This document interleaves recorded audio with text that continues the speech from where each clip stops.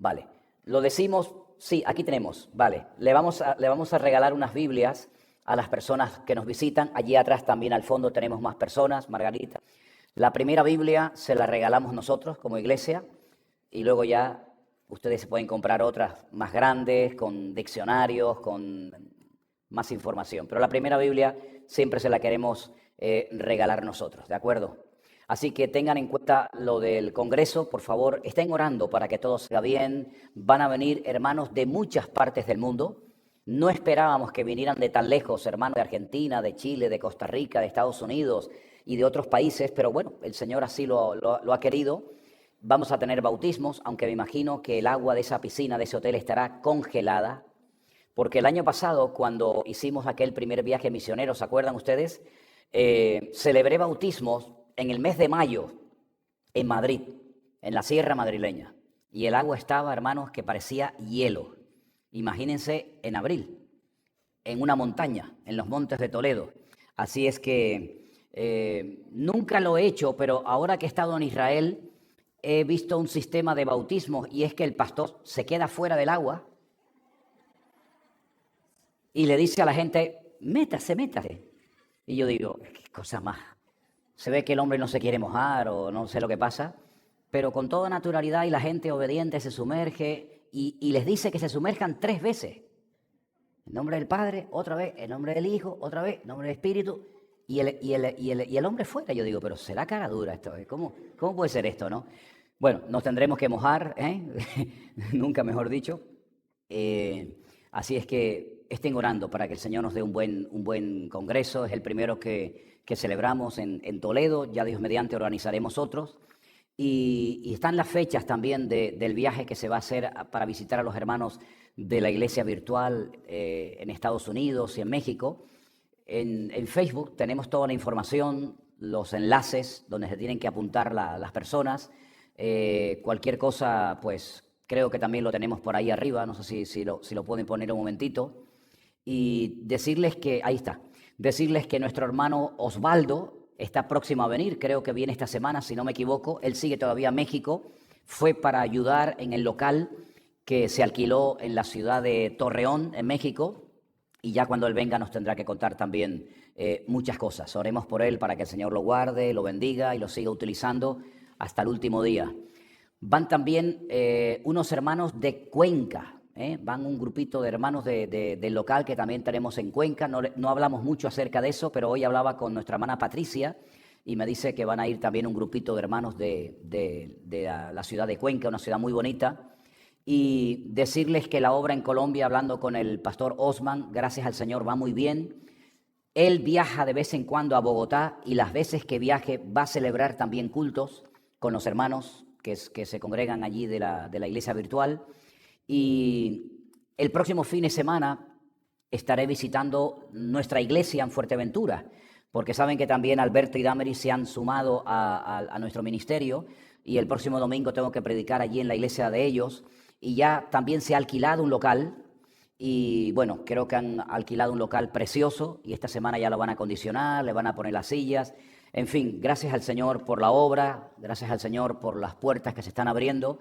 Sigamos orando y preparándonos para que el Señor nos use como Él quiera y cuando quiera. Amén, hermanos. Gloria a Dios. Cierra tus ojos ahí donde estás. Vamos a orar y poner esta palabra en las manos del Señor. El mensaje que hoy voy a compartir, el título lo he sacado de un versículo de la Biblia que ahora vamos a leer dentro de un momento. Pero queremos pedir que el Señor nos hable, que el Señor nos ministre y que podamos en esta tarde, con la ayuda y con la bendición de Dios, disfrutar de esta palabra y que el Espíritu Santo hable a nuestras vidas como tiene que hablar. Te damos muchas gracias, Señor, en esta tarde por este privilegio que nos das de poder estar aquí reunidos en paz, en calma, en quietud, con tu palabra abierta en nuestras vidas. Pedimos, Señor, que tu Espíritu Santo nos hable, nos ilumine, que la iglesia pueda oír lo que el Espíritu va a decir y que podamos interiorizar estas verdades y sobre todo estar preparados en estos tiempos difíciles en los cuales nos ha tocado vivir, Señor. Pero tú nos vas a fortalecer y ayudar en todo momento hasta que tú vengas a buscarnos para llevarnos por la eternidad contigo. Bendice esta palabra en esta tarde y todo lo que aquí hagamos en el nombre de tu amado Hijo Jesús. Amén y amén. Quiero invitarles, queridos hermanos, a que vengan conmigo al capítulo 12 del libro del profeta Daniel, capítulo que he leído esta semana unas cuantas veces y quisiera compartirlo con ustedes porque hay grandes verdades en las cuales tenemos que meditar en esta tarde. Daniel capítulo 12, a partir del versículo 1, vamos a leer todo el capítulo, dice así la palabra del Señor. En aquel tiempo se levantará Miguel, el gran príncipe que está de parte de los hijos de tu pueblo, y será tiempo de angustia, cual nunca fue desde que hubo gente hasta entonces. Pero en aquel tiempo será libertado tu pueblo, todos los que se hallen escritos en el libro. Muchos de los que duermen en el polvo de la tierra serán despertados, unos para vida eterna y otros para vergüenza y confusión perpetua. Los entendidos resplandecerán como el resplandor del firmamento, y los que enseñan la justicia a la multitud como las estrellas a perpetua eternidad. Pero tú, Daniel, cierra las palabras y sella el libro hasta el tiempo del fin. Muchos correrán de aquí para allá, y la ciencia se aumentará.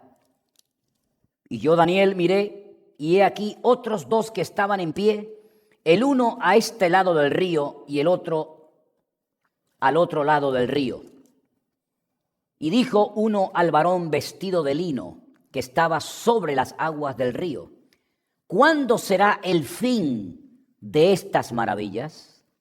Y oí al varón vestido de lino que estaba sobre las aguas del río, el cual alzó su diestra y su siniestra al cielo, y juró por el que vive por los siglos, que será por tiempo, tiempos y la mitad de un tiempo. Y cuando se acabe la dispersión del poder del pueblo santo, todas estas cosas serán cumplidas. Y yo oí, mas no entendí. Y dije: Señor mío, ¿cuál será el fin de estas cosas? Él respondió: anda, Daniel, pues estas palabras están cerradas y selladas hasta el tiempo del fin. Muchos serán limpios y emblanquecidos y purificados. Los impíos procederán impíamente, y ninguno de los impíos entenderá, pero los entendidos comprenderán. Y desde el tiempo que se ha quitado el continuo sacrificio hasta la abominación desoladora, habrá 1290 días. Bienaventurado el que espere y llegue a los 1335 días. Y tú irás hasta el fin y reposarás y te levantarás para recibir tu heredad al fin de los días. ¿Cuántos dicen amén? Capítulo extraordinario. Tiempo de angustia, he titulado el mensaje de hoy. Es una frase que aparece en la porción que he leído en esta tarde, donde el Señor le está revelando, le está mostrando al profeta Daniel, que se encuentra en Babilonia, que los tiempos finales serán tiempos de angustia. Tiempos, como dijo el Señor, de guerras y de rumores de guerras, de pestes, de hambres, de terremotos en diferentes lugares. Tiempos de enfriamiento espiritual. Él dijo que por haberse multiplicado la maldad, el amor de muchos se enfriaría, más el que persevere hasta el fin. Ese será salvo. Se levantarán falsos cristos que harán grandes señales, milagros y prodigios, de tal manera que aún si fuere posible engañarán a los escogidos, mas por causa de los escogidos aquellos días serán acortados, porque dice la palabra de Dios que si aquellos días, los tiempos finales, no fuesen acortados, ninguno sería salvo. Ahora, a lo largo de la historia, si observamos, por ejemplo, a la iglesia y al pueblo de Israel, vemos que siempre ha habido tiempos de angustia, siempre ha habido tiempos de guerra, siempre ha habido hambres, persecuciones, pero La angustia de la cual está hablando el Señor a Daniel en Babilonia es diferente a todos los problemas que han habido a lo largo de la historia. Porque dice que será tiempo de angustia cual nunca hubo desde que hubo gente en el mundo. Es decir, esta angustia, estos dolores, estas circunstancias durísimas van a superar con creces a todos los problemas que el pueblo de Dios, sea Israel o sea el tiempo de la iglesia, ha tenido que enfrentarse a lo largo de la historia. Me llama mucho la atención que Daniel, que era un tremendo varón de Dios, que recibió muchas revelaciones en forma de sueños, de visiones, etcétera, no entendiera la información que el Señor le está dando en este capítulo. Pero nosotros, como tenemos más información que la que Daniel tenía en aquel momento, podemos entender a lo que el Señor se estaba refiriendo. ¿Cuántos dicen amén? Daniel no entendió porque no solamente no tenía toda la información de la cual podemos disponer nosotros hoy en día, sino que además el Señor le dijo que lo que él estaba recibiendo y que posteriormente escribiría no era para su generación, no era para su época, sino era para los tiempos finales, los tiempos del fin. Podemos asegurar nosotros en este preciso momento que estamos en los tiempos finales. Claro, ya sé que los hermanos, por ejemplo, que pasaron la dureza terrible de la Segunda Guerra Mundial dirían lo mismo. Pero la cruda realidad es que desde la época de esos hermanos a la nuestra han pasado ya más de 70 años. Y si ellos consideraban que su generación era la última generación de creyentes, imagínense nosotros, 70 años después de aquella barbarie que le costó la vida a millones de seres humanos en todo el continente europeo y en otras partes del mundo. Este tiempo de angustia va asociado a algo que nunca ha sucedido y de hecho todavía no ha sucedido. Pero asocia lo que voy a decir ahora con los tiempos de angustia para que no pensemos que este tiempo de angustia que le está hablando el Señor a Daniel se refería, por ejemplo, a la Primera o a la Segunda Guerra Mundial, o a las persecuciones que experimentarían los cristianos en los primeros 300 años de la historia de la iglesia, para que no confundamos esas tribulaciones, esas angustias, con la angustia terrible de la cual está hablando aquí el Señor a Daniel. Dice que en ese tiempo de angustia terrible, muchos de los que duermen en el polvo de la tierra serán despertados, unos para vida eterna y otros, como dice aquí, para confusión y para vergüenza perpetua, eterna. Luego está hablando de la resurrección del día postrero. Está juntando las dos resurrecciones, la primera que es para vida, la segunda que es para muerte, una de la cual forman parte los creyentes a lo largo de la historia y una de la que forman parte los inconversos de todos los tiempos de la humanidad, ¿verdad? Aunque los está juntando, nosotros sabemos cuándo se va a producir una y cuándo se va a producir otra. ¿Y qué señales precederán a ambas resurrecciones? ¿Por qué? Porque tenemos, por ejemplo, las cartas de Pablo a los tesalonicenses, primera y segunda. Tenemos, por ejemplo, las cartas del apóstol Pedro, donde también habla acerca de los tiempos finales. Y sobre todo, tenemos el precioso libro del Apocalipsis, donde se nos da muchísima información acerca de la cronología de los tiempos de angustia que van a preceder al arrebatamiento y a la segunda venida del Señor Jesucristo a este mundo. Ahora bien, el Señor va a utilizar distintos métodos, distintos sistemas para tratar con la humanidad y sobre todo también con su pueblo en los últimos tiempos. Yo he dicho ya en varias ocasiones, creo que si prestaron atención, van a decir, sí, efectivamente, ya eso ya lo has dicho, ya lo sabemos, que desde hace 2 años, en los tiempos aquellos del famoso confinamiento, ¿se acuerdan? Que lo pasamos tan bien, dicho sea de paso. Fue un tiempo extraordinario que nos marcó a todos. El Señor ha estado hablando con una claridad que el que ha querido oír y aprender ha tenido muchas oportunidades para aprender y para oír el mensaje del Señor. He dicho también, no solamente aquí, sino en otros lugares donde he tenido la oportunidad de predicar la palabra, que hacía siglos que Dios no hablaba tan claramente, tan directamente a la iglesia como de hace 2 años a esta parte.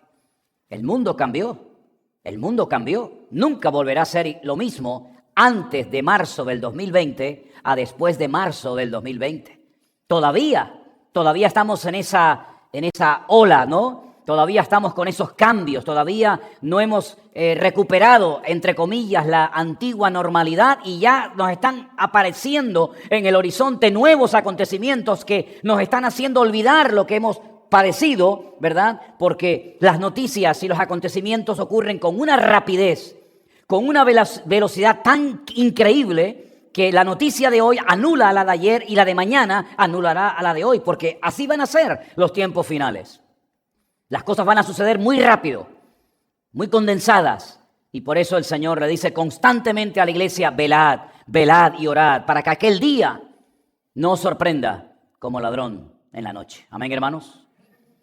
El Señor va a utilizar, como utilizó la pandemia, para tratar con la iglesia y limpiarla y sacudir las conciencias de muchos que estaban dormidos, que decían que no tenían tiempo para orar, que decían que no tenían tiempo para escudriñar las Escrituras. Pues el Señor nos metió a millones y a millones de cristianos en todas las naciones de la tierra por primera vez en la historia, ¿verdad?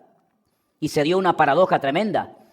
Desde el tiempo que Israel salió de Egipto, el pueblo de Israel no había celebrado dentro de las casas sin poder salir la fiesta de la Pascua, que es una fiesta profética que nos habla de la liberación de la esclavitud, ¿verdad? Hacia una nueva vida. En aquel caso era rumbo a la tierra prometida. Ahora, lo que Dios va a utilizar de una forma tremenda en los últimos tiempos es el quebrantamiento. El quebrantamiento. Y no nos tenemos que asustar ante los quebrantamientos que experimentará la humanidad, porque el quebrantamiento siempre trae bendición, por lo menos ese es el objetivo, esa es la finalidad del quebrantamiento de Dios a la iglesia y al mundo. Miren qué versículo tan extraordinario en Isaías capítulo 57, versículo 15, que dice así la palabra del Señor. Porque así dijo el alto y sublime, el que habita la eternidad, y cuyo nombre es el Santo. Yo habito en la altura y la santidad, y con el quebrantado y humilde de espíritu, para hacer vivir el espíritu de los humildes y para vivificar el corazón de los quebrantados. En la altura y en la santidad, y con el quebrantado y humilde de espíritu. Es ahí donde Dios está. Es ahí donde Dios hace acto de presencia y manifiesta su gracia, su fidelidad, su amor. Porque el quebrantamiento es el trato de Dios. No es que Satanás tiene carta blanca para hacer lo que quiera, sino que detrás del quebrantamiento está el plan de Dios, tratando de llevar al hombre al arrepentimiento. Porque dice la Biblia que Él no retarda su promesa, según algunos la tienen por tardanza, sino que es misericordioso, es paciente, es clemente para con todos, no deseando que ninguno perezca, sino que todos procedan al arrepentimiento. Y el quebrantamiento que Dios trae es para llevar al hombre a reconocer que necesita ayuda, un Salvador, un Dios poderoso que le ayude a superar los problemas con los cuales se enfrenta cada día. Y dice la Biblia que Dios con el quebrantado, es decir, con el que se deja moldear, con el que se deja tratar, dice que Dios está. Por otra parte, Proverbios nos habla acerca de que al arrogante, al altivo, al soberbio, al orgulloso, Dios lo mira de lejos, no tiene comunión con él. Pero hemos leído esta tarde Isaías 57:15, que con el quebrantado y humilde de espíritu, Dios está exactamente igual que está en la altura y en la santidad, exactamente igual está con el quebrantado y humilde de espíritu. Y ese proceso de ir a la cantera, cortar la piedra, darle forma, darle talla, darle la forma que el hombre quiera, de ahí viene la palabra quebrantamiento. Es el acto que el hombre hace con una piedra, pues en este caso es el acto, es la acción directa del Creador tratando de moldear la vida de su pueblo, de la iglesia, para que en ese quebrantamiento le busquemos y en esa búsqueda seamos bendecidos por la mano de nuestro Dios. Amén, hermanos. Dios va a usar el quebrantamiento económico, el quebrantamiento espiritual, Dios va a utilizar el quebrantamiento de una forma tremenda para sacudir las vidas y las conciencias de las personas para que busquen a Dios y en medio de la angustia encuentren la bendición de Dios. Dios va a utilizar el quebrantamiento para tratar con el pecado dentro y fuera de la iglesia. Porque dice la Biblia que antes de que el Señor venga, el juicio empezará por la casa de Dios. Y Él viene a buscar una iglesia sin manchas y sin arrugas. Y el quebrantamiento lo que hace es buscar a Dios, y en esa búsqueda entramos en el terreno sagrado de Dios, que es su santidad. El quebrantamiento lo que hace es que glorifica a Dios. Si en esta semana pueden ustedes leer varias veces, 1, 2, 3 y las que haga falta, los capítulos 37, 38 y 39 de Ezequiel, me harían un gran favor. Léanlos detenidamente, sin prisas. 37, 38, 39 de Ezequiel, donde van a ver cosas muy interesantes que van a ocurrir en estos tiempos en los cuales a nosotros, porque Dios lo ha permitido, nos ha tocado vivir. Van a ver cómo Dios va a quebrantar a naciones tremendamente poderosas, que se creen intocables, que se consideran indestructibles, que meten miedo a los demás por lo que tienen, ¿verdad? Van a ver cómo Dios va a quebrantar a muchas naciones, a muchos imperios, a muchas personas, y Dios va a ser glorificado. Y ustedes van a ver cómo esa expresión aparece, que Dios va a ser glorificado en medio de las naciones, que van a ser sacudidas y zarandeadas de una forma tremenda, en batallas y en otras muchas cosas que vamos a ver en esos capítulos durante esta semana. Ahora, en el capítulo 12 del profeta Daniel se menciona un personaje que yo no sé por qué, en algunas ocasiones la gente me ha escrito y me preguntan si este personaje es el Señor Jesucristo. Y mi respuesta es categóricamente no, en absoluto. En el capítulo 12, verso 1, se habla de Miguel. En aquel tiempo se levantará Miguel, el gran príncipe que está de parte de los hijos de tu pueblo. Miguel no es el Señor Jesucristo. El Señor Jesucristo no es Miguel. Son dos personas totalmente diferentes. Una es un arcángel guerrero, jefe, general de los escuadrones, de los ejércitos celestiales. ¿No dice la Biblia Jehová de los ejércitos? ¿De qué ejércitos habla? De estos ejércitos, ¿verdad? Y Miguel es el comandante en jefe, el responsable delante de Dios de todo el ejército celestial del Señor. Y sobre todo también de proteger de una forma sobrenatural como lo ha hecho, y es evidente, al pueblo de Israel. Miguel es mencionado en este capítulo porque dice que cuando él se levante, se ve que todavía no se ha levantado, será tiempo de angustia, cual nunca fue desde que hubo gente hasta entonces. Pero en aquel tiempo será libertado tu pueblo y todos los que se hallen escritos en el nombre. Vamos a ir a Éxodo capítulo 23, del versículo 20 en adelante, para que veamos un poco más de quién se trata este ángel protector del pueblo de Israel. Vamos a escuchar esta lectura, por favor. He aquí, yo envío mi ángel delante de ti para que te guarde en el camino y te introduzca en el lugar que yo te he preparado. Guárdate delante de él y oye su voz. No le seas rebelde, porque él no perdonará vuestra rebelión, porque mi nombre está en él. Pero si en verdad oyeres su voz e hicieres todo lo que yo te dijere, seré enemigo de tus enemigos y afligiré a los que te afligieren. Porque mi ángel irá delante de ti y te llevará a la tierra del amorreo, del eteo, del fereceo, del cananeo, del heveo y del jebuseo, a los cuales yo haré destruir. Son tantas las cosas que Dios delega en Miguel, en este ángel, en este arcángel tremendamente poderoso, que muchas veces la gente se confunde creyendo que se habla de Cristo y no se habla de este arcángel.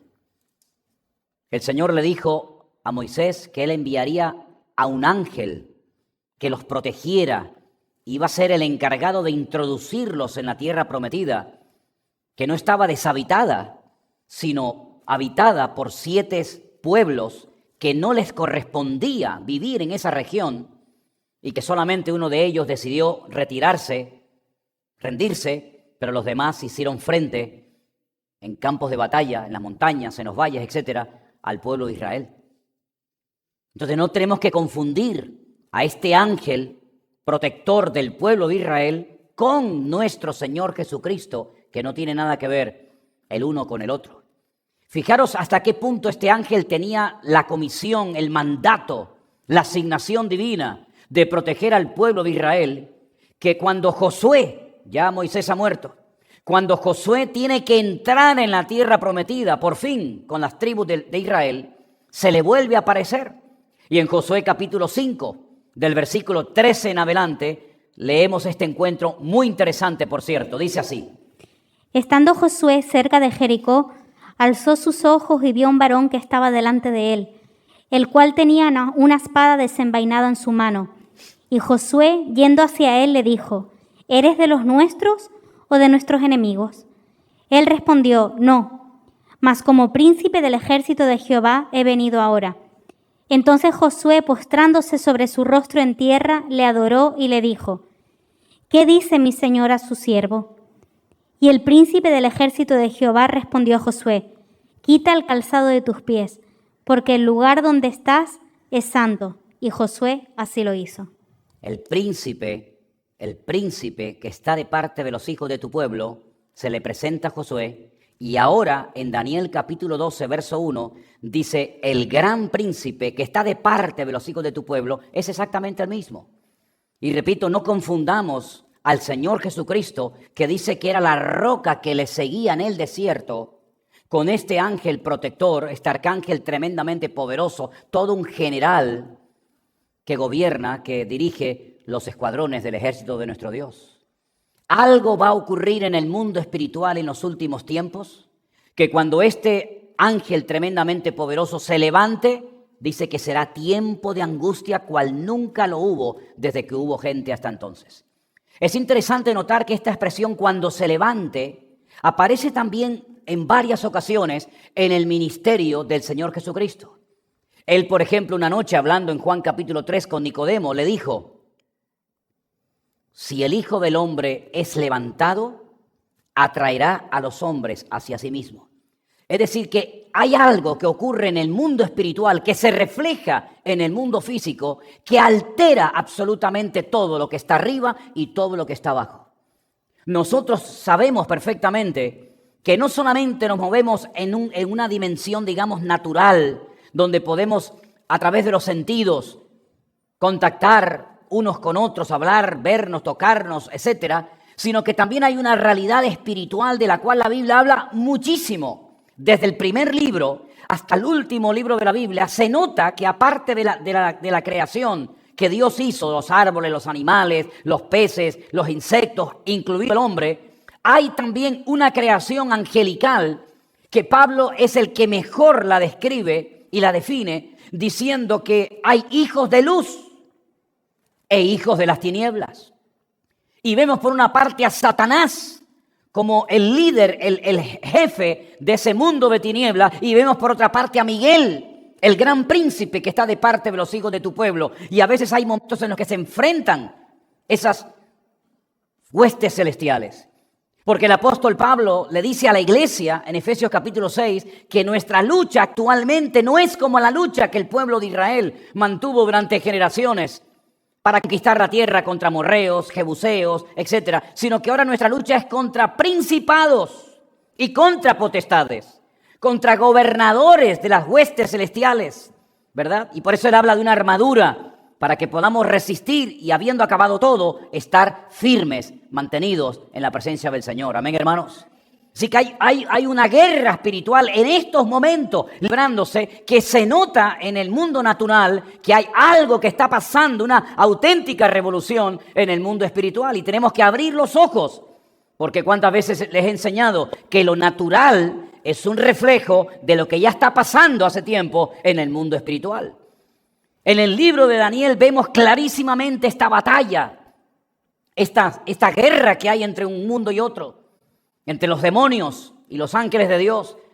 Cuando dice la Biblia que él estuvo ayunando y orando durante un periodo largo de tiempo, y dice que desde el primer día que se dispuso a orar y a buscar la palabra de Dios, la voluntad de Dios para su vida y para su pueblo, su oración fue oída, pero hubo una oposición. Habían unas interferencias, espiritualmente hablando, que le impedían a Daniel obtener la respuesta que finalmente, gracias al Señor, obtuvo y recibió revelación, aunque dice la Biblia que no era para su época, sino el Señor le dice: sella, tú escribe, pero sella, porque esto no es para tu tiempo, esto es para los tiempos del fin. Y nosotros, queridos hermanos, tenemos que tener la convicción y la seguridad de que nos ha tocado en el diseño, en el plan de Dios, vivir en los últimos tiempos de la iglesia. Y por eso el otro día les decía que es importante entender cuáles son las señales que nos van a corresponder a nosotros ver y cuáles son las señales que no nos van a corresponder a nosotros ver. Y hablaba de la señal del profeta Jonás, y hablaba del diluvio, y también hablaba acerca de que el Señor nos ha dado una lista enorme de señales que van a ser lo habitual en los últimos tiempos. Ahora, vamos a ver cómo el pueblo de Israel va a ser cada vez más nombrado en la televisión, en los medios de comunicación. Cada vez se va a hablar más de Israel, y sobre todo cada vez se va a hablar más de Jerusalén. La Biblia dice en el libro de Zacarías que toda aquella persona que se ha levantado o se vaya a levantar en contra de Jerusalén será despedazado. Será como una piedra tan pesada sobre sus cervices, sobre sus cabezas, que no van a poder soportar la presión de haberse levantado en contra de la ciudad del gran rey. La ciudad de Jerusalén va a jugar un papel fundamental en los últimos tiempos. Tal vez por eso ya nos viene diciendo el rey David en uno de sus salmos: orad por la paz de Jerusalén. Porque será una ciudad que será el centro, el ombligo de la tierra, y muchas cosas van a girar en torno a ella. Por eso creo que cada día nuestro deber debería ser orar por la paz de Jerusalén. Amén, hermanos. Parece interesante notar que hay cosas en la Biblia que se repiten un cierto número de veces como para darle importancia a lo que está ocurriendo. Y no sé si ustedes se habrán dado cuenta que el pueblo de Israel ya ha entrado en 3 ocasiones diferentes a su tierra. La primera vez entró con Josué, cuando salieron de la esclavitud en Egipto y atravesaron el desierto. Y toda aquella generación que vio la gloria del Señor en Egipto murió, y Dios levantó una nueva generación. Y entraron con Josué por primera vez en la tierra prometida, miles y miles de personas, pero fueron expulsados. Las 10 tribus del norte se dispersaron, ahora hablaremos un poquito de eso, y las 2 tribus del sur se mantuvieron un poquito más de tiempo en la tierra, pero finalmente fueron desterrados. Dios los desgajó de la tierra, porque la tierra no es de los judíos, la tierra no es de los árabes, la tierra de Israel no es de los cristianos, la tierra es de Dios. Y el Señor se la presta para que habiten a quien Él quiere y cuando Él quiere, con condiciones, evidentemente. La segunda vez que entran otra vez en la tierra prometida es cuando regresan del cautiverio. 70 años de cautiverio. La tierra reposó, la tierra descansó. Jerusalén estaba totalmente arrasada, las murallas, todo estaba destruido. Pero es curioso que el templo no existía. Es curioso que fue saqueado. Es muy interesante que las murallas fueron destruidas, pero estando en Babilonia, el Señor le muestra a Ezequiel una visión donde ve en el lado oriental de la muralla una ciudad, una puerta que permanecerá cerrada, porque proféticamente le está diciendo que por esa puerta entraría el Mesías y nunca más hombre alguno entraría por ella. Y eso es una promesa, una profecía cumplida que se puede ver en cualquier momento que ustedes viajen a Israel. Una puerta totalmente tapiada, donde han puesto un cementerio musulmán delante para que nadie pueda entrar y para que nadie pueda salir. Esa fue la segunda vez que el pueblo de Israel entró en la tierra prometida. Y la tercera y última vez fue en 1948, cuando pudieron volver otra vez a esa tierra. Y dice la Biblia que nunca más volverían a ser expulsados y que Jerusalén no volvería a ser hollada, controlada, gobernada por los gentiles, sino que tomarían posesión de Jerusalén, la capital eterna de Israel, y de ahí ya no serían nunca más desarraigados. Es decir, si nosotros hubiéramos entrado con Josué, sabríamos perfectamente que tarde o temprano serían expulsados de la tierra por desobediencia. Si viniéramos del cautiverio, sabríamos perfectamente que todavía quedaba mucha historia por delante. Pero nosotros con la Biblia en la mano podemos saber perfectamente que nunca más se volverá a producir un destierro del pueblo de Israel de su tierra y volverán después de 100, 200, 1000 o 5000 años nuevamente a su tierra. Por lo tanto, señales proféticas que estuvieron dormidas durante siglos se han cumplido delante de los ojos de las naciones. ¿Para qué? Para que en ese quebrantamiento y en ese trato Dios sea glorificado. ¿Cuántos dicen amén? Cuando ellos estaban en su país, en su territorio, hay un momento en el que ocurre una tragedia nacional. Y esto es importante que ustedes lo oigan en esta tarde. El primer rey de Israel fue, como saben ustedes, Saúl. A continuación, Dios rompe la dinastía de Saúl y eleva al trono de Israel a David, el dulce cantor de Israel.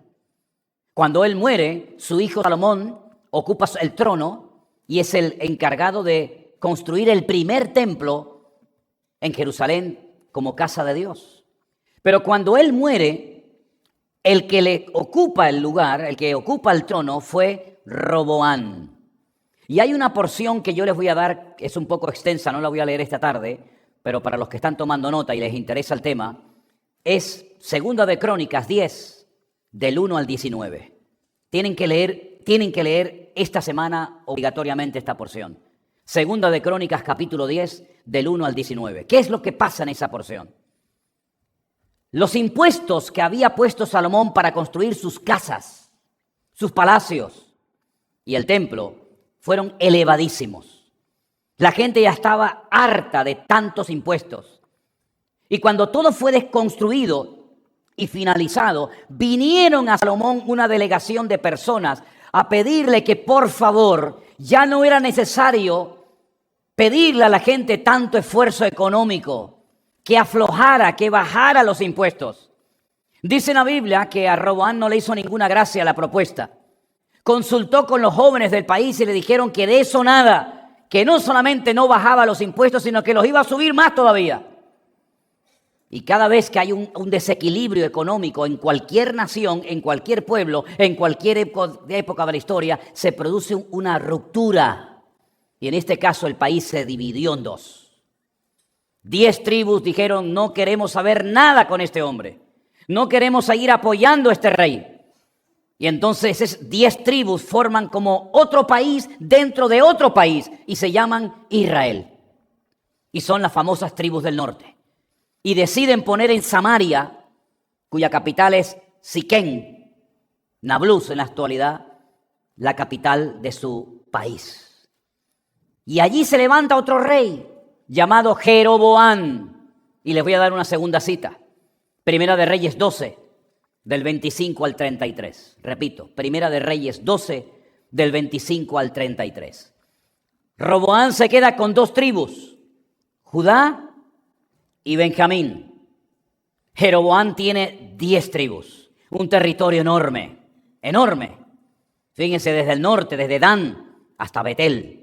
¿Qué es lo que hace Jeroboam para que la gente no vaya a Jerusalén 3 veces al año a celebrar las fiestas? Manda a construir 2 becerros de oro. Y le dice al pueblo, ya habéis subido demasiado tiempo a Jerusalén. Ya no hace falta que subáis. Estos son vuestros dioses. Pero ahora hacía falta un sacerdocio. Él nombra a sus propios sacerdotes. Es decir, en medio del caos se levanta una nueva casta religiosa. Vayan dándose cuenta de cómo el enemigo utiliza los cambios sociales, económicos, políticos, etcétera, para mover ficha al mundo espiritual y controlar el futuro del pueblo. Estos 2 becerros, dice, sirvieron de tropiezo a las tribus del norte, porque la gente ya no iba a celebrar la Pascua a Jerusalén, ya no subían a celebrar la fiesta de Pentecostés y tampoco la fiesta de los tabernáculos. Ahora se quedaban allí adorando a estos becerros de oro.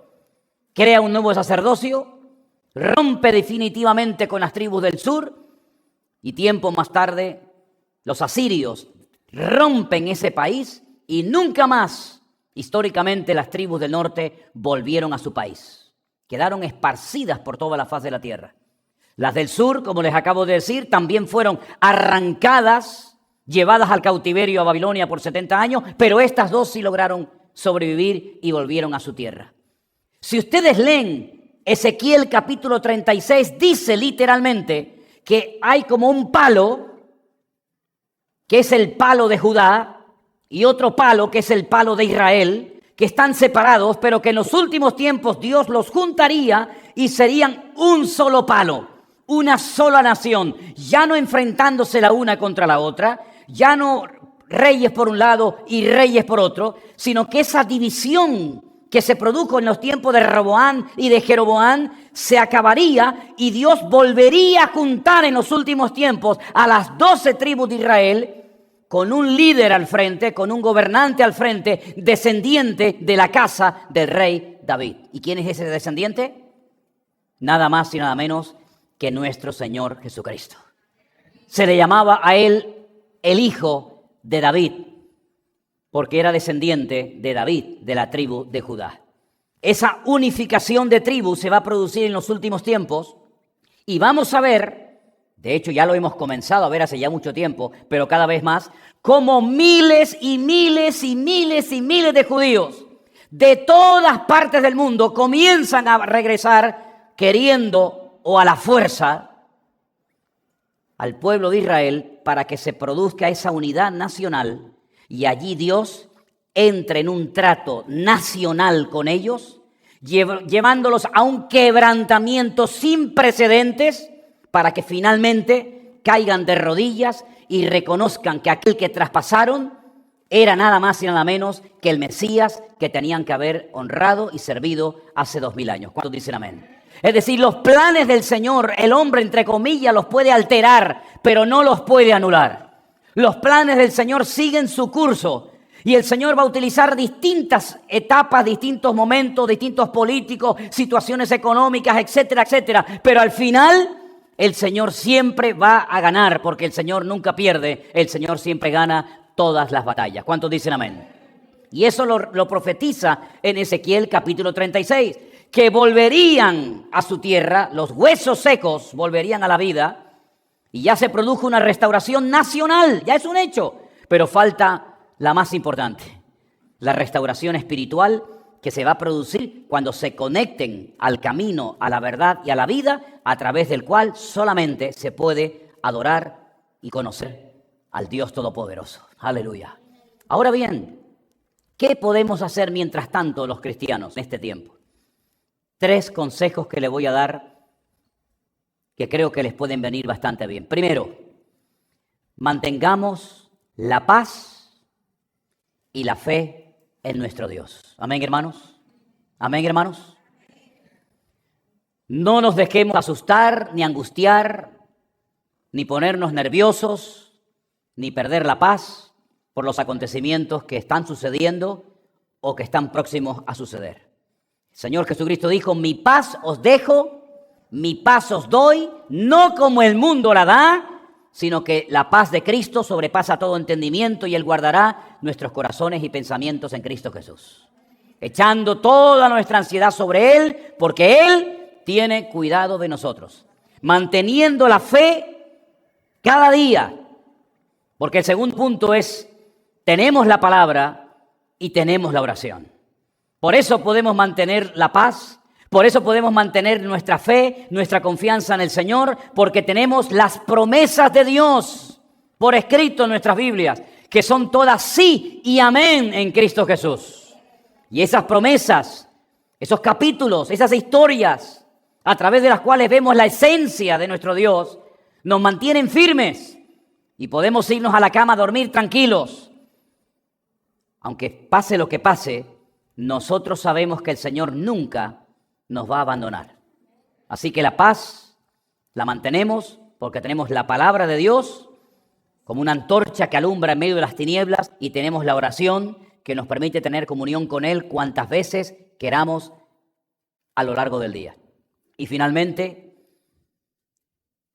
y quiero que lean esta última parte conmigo, todo está bajo el control de Dios.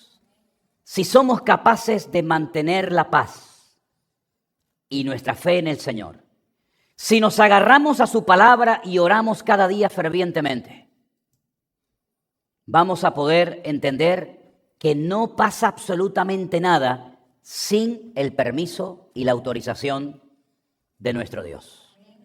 Sé que algunos jóvenes dirán, madre mía, lo que me espera como joven. Sé que algunas personas mayores dirán, y haber llegado a esta edad y todas estas cosas todavía tienen que suceder. Sea como sea, independientemente de la edad que tengas, si estás casado, soltero, si estás esperando hijos, si estás solo, sola o acompañado, da exactamente igual. El Señor no depende de nuestras circunstancias para proveer todas y cada una de nuestras necesidades.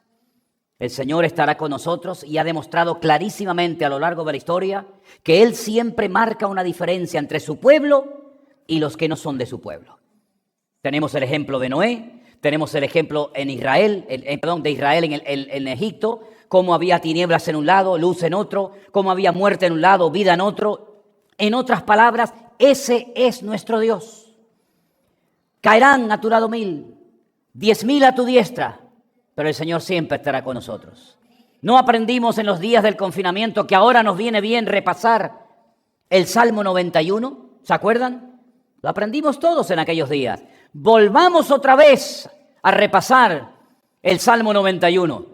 Un salmo que nos inspira confianza, un salmo que potencia nuestra fe y nuestra esperanza en nuestro Dios, sabiendo que estas cosas van a suceder. Y seguramente muchos de nosotros veremos cosas que hemos predicado y leído durante un montón de años de nuestra vida. Pero no tenemos que tener ningún temor de nada ni de nadie, porque el Señor está vivo y está con nosotros. Y el diablo no puede hacer lo que le da la gana, ni los hombres pueden hacer lo que le da la gana. La gente dice, ay, y si toca el botón, y si ataca por aquí, y si ataca por allá, nada va a ocurrir sin permiso del Señor. Todo está bajo el control de Dios y todo está saliendo según el diseño y el plan divino de nuestro Creador y Salvador Jesucristo. No hay ni un solo detalle que se le escape del control de nuestro Dios. Tus hijos, tranquila mamá, tranquila papá. El Señor cuida de ellos mejor de lo que tú te imaginas. Tu economía, tu trabajo, tu salud, tu matrimonio, tu ministerio, la iglesia, absolutamente todo está bajo el control del Señor. Y el Señor ha prometido, y lo está cumpliendo, yo estaré con vosotros todos los días hasta el fin del mundo. Así que vivamos en paz, disfrutemos de nuestra comunión con el Señor, que es un privilegio el ser cristiano en este tiempo. Y yo estoy plenamente convencido de que el Señor nos dará mucha gracia y nos bendecirá y nos usará y se encargará de todos y cada uno de los detalles de mi vida en este tiempo tan difícil de la historia. ¿Por qué? Porque Él es el mismo ayer, hoy y para siempre. ¿Cuántos dicen amén? Cierra tus ojos ahí donde estás y quiero que le digas gracias, Señor, gracias, porque tengo paz, porque tengo una fe viva,